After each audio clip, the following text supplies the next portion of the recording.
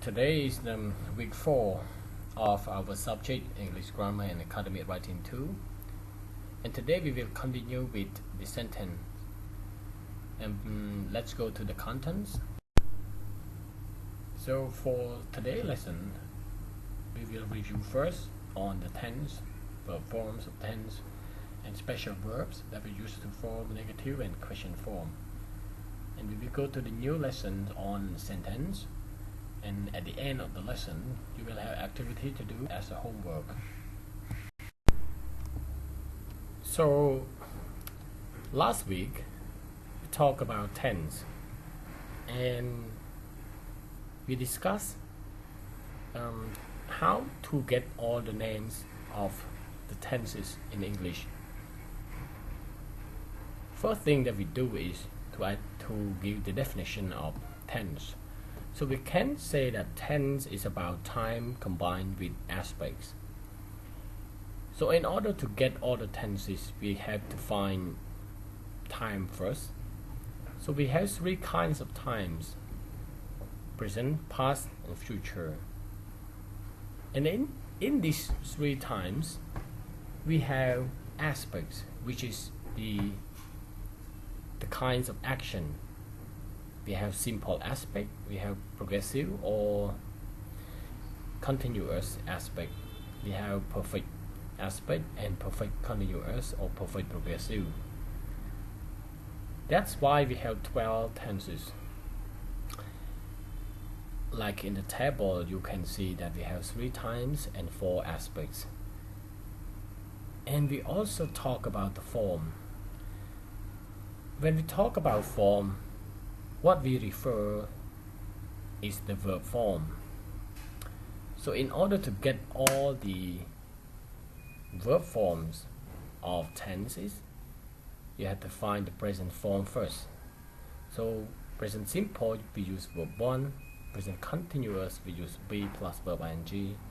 Present perfect, we use have plus verb 3.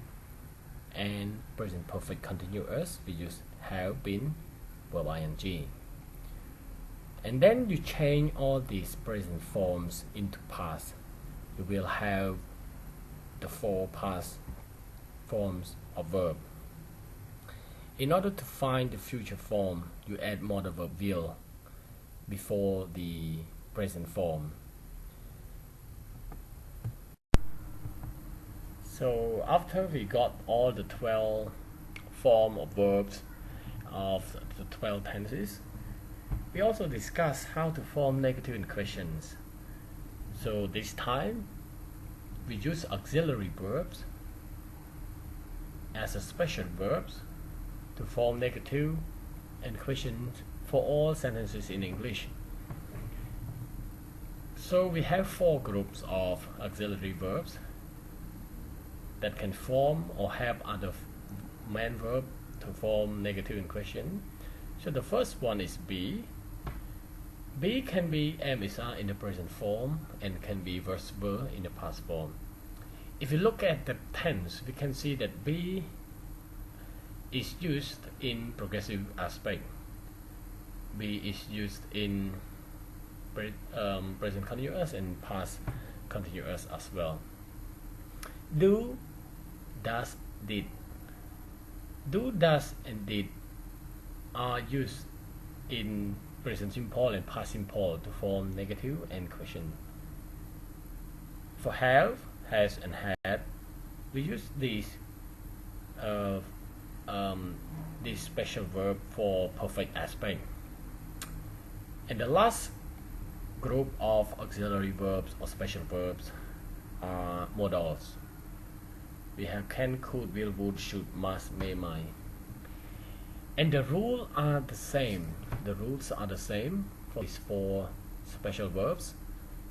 To form negative, you add not after special verb, and to form yes, no question or short question, you move the special verb in front of the subject. And before we go to sentence in detail, I would like to review the type of sentences based on purpose. because we will talk about type of sentences in writing. That types of sentences are not the same as the types of sentences that we use for different purposes. If we talk about the purpose of using sentences, we can divide it. We can divide sentence into 4 types. We have declarative sentence that ends with full stop or period. And another kind of sentence is interrogative sentence that we use to ask question. And this kind of sentence ends with question mark. Exclamatory sentence is a kind of sentences that we end with an exclamation mark. And the last one is imperative sentence, which is the kinds of sentence that we use to give command. And normally we omit the subject. We can use full stop or exclamation mark. And for now, we will talk about sentence, and you will see the elements or parts that we use to form one sentence.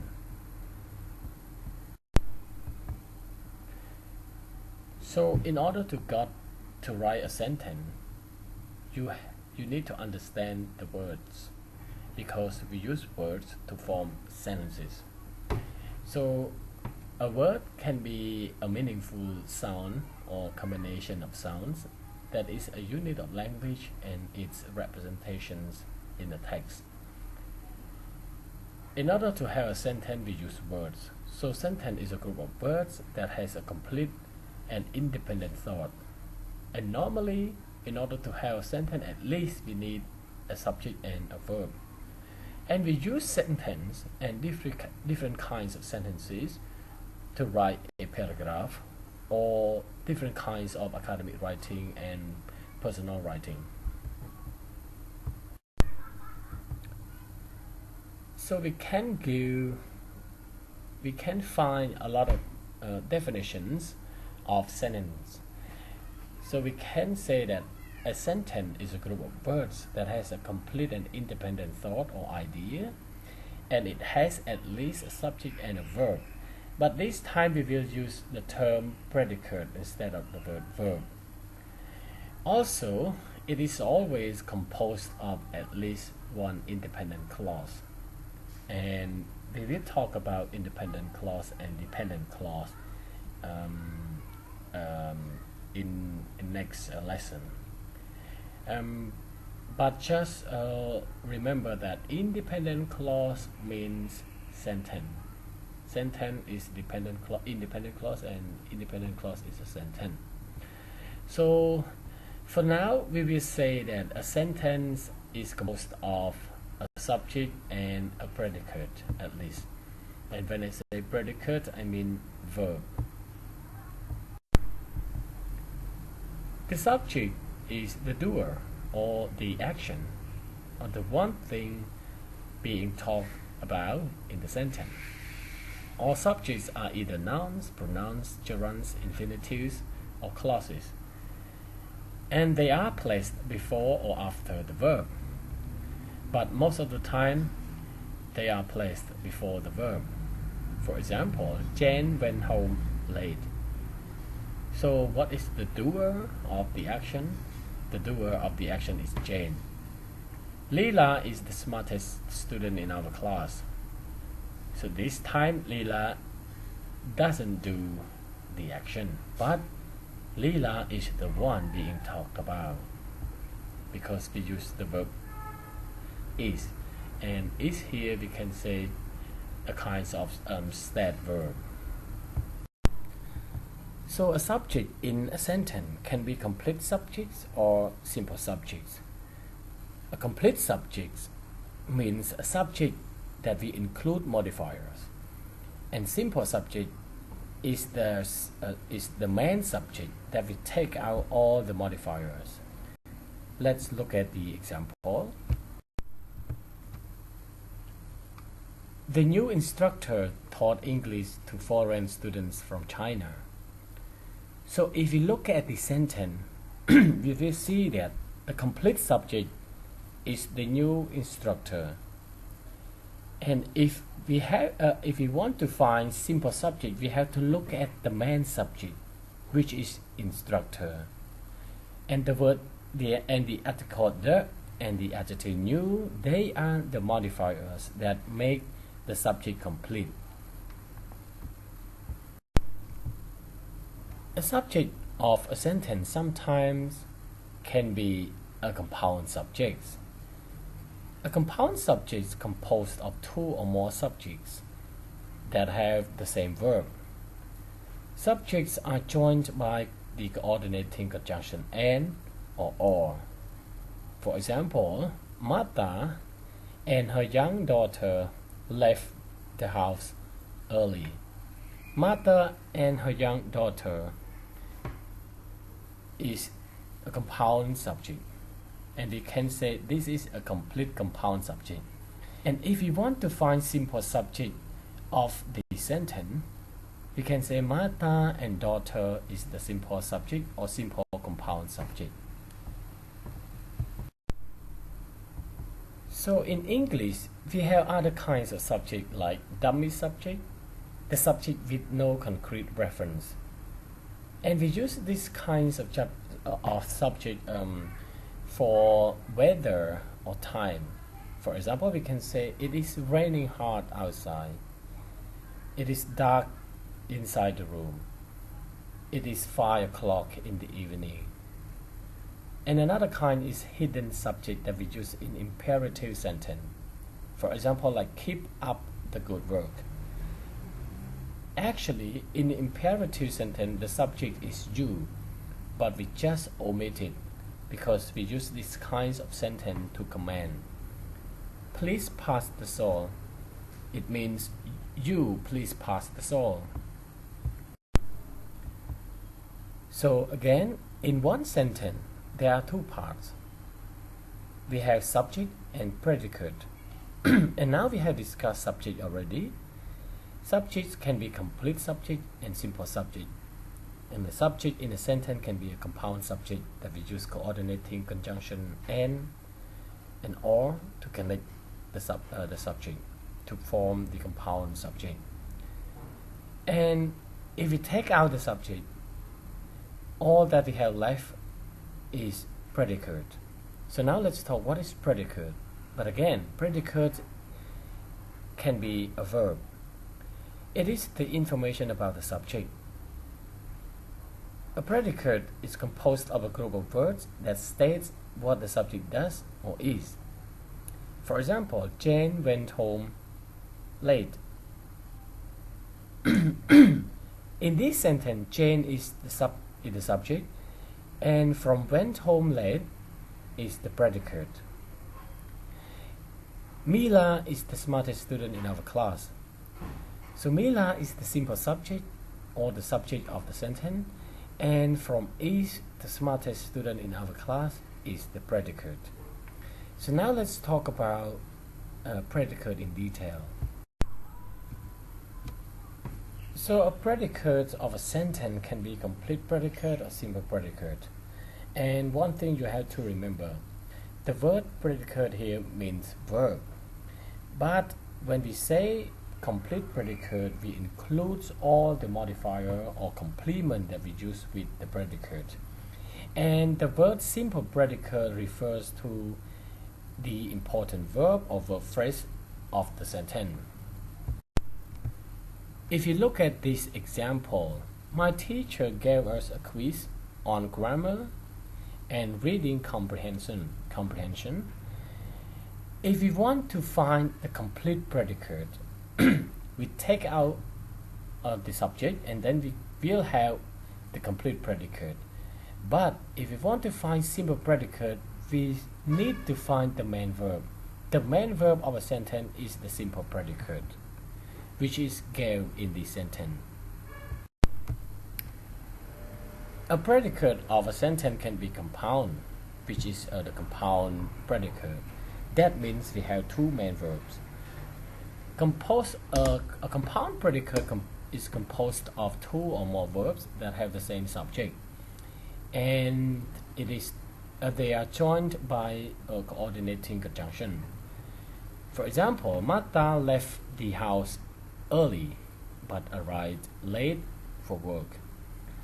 Left the house early but arrived late for work is the complete predicate. We include all the words that come after the main verb. But if you want to find simple predicate of the main verb of the sentence, they are the words, the verb left and arrived. This is the first exercise for today's lesson, so you will have to do it and send the answers to me through Telegram.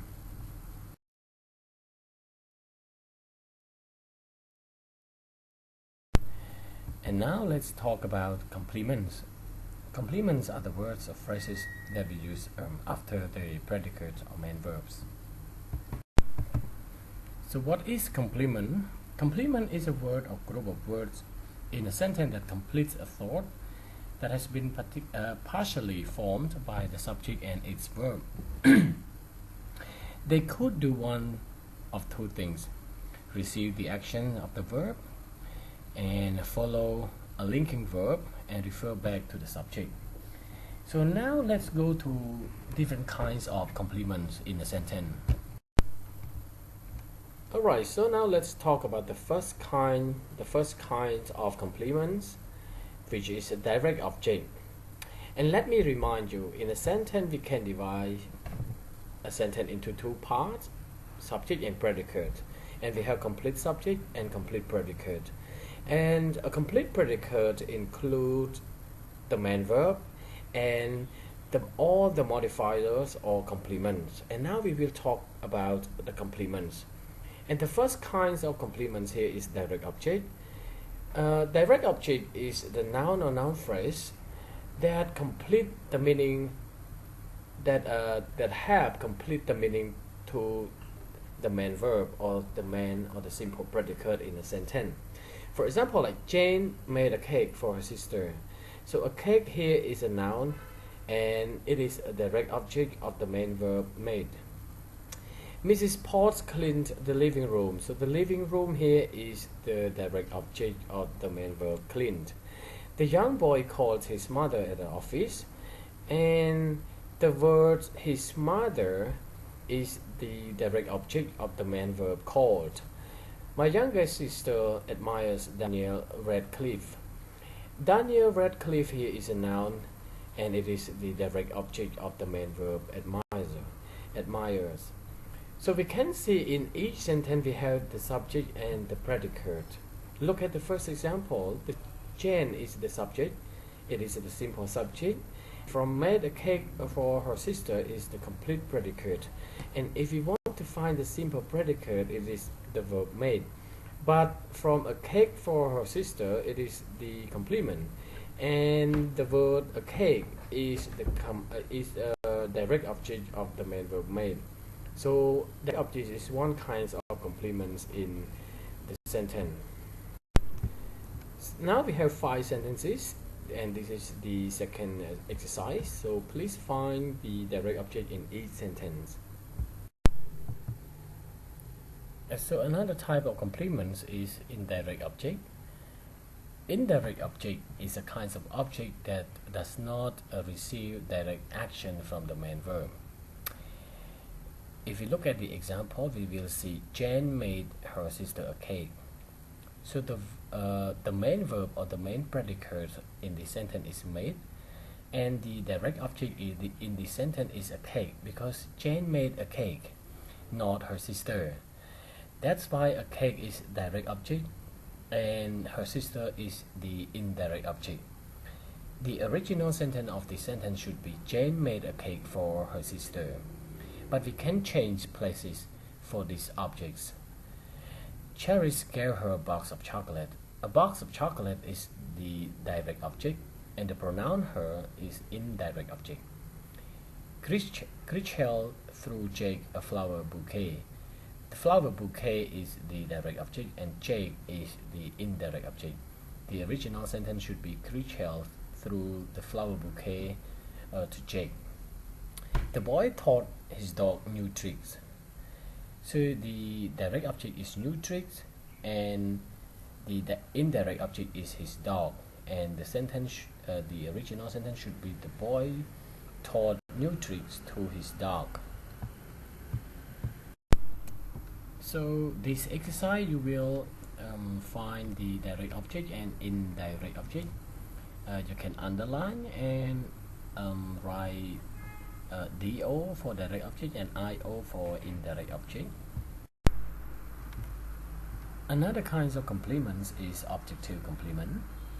Objective complement can be a noun or noun phrase or an adjective that complete the meaning to the direct object of a sentence.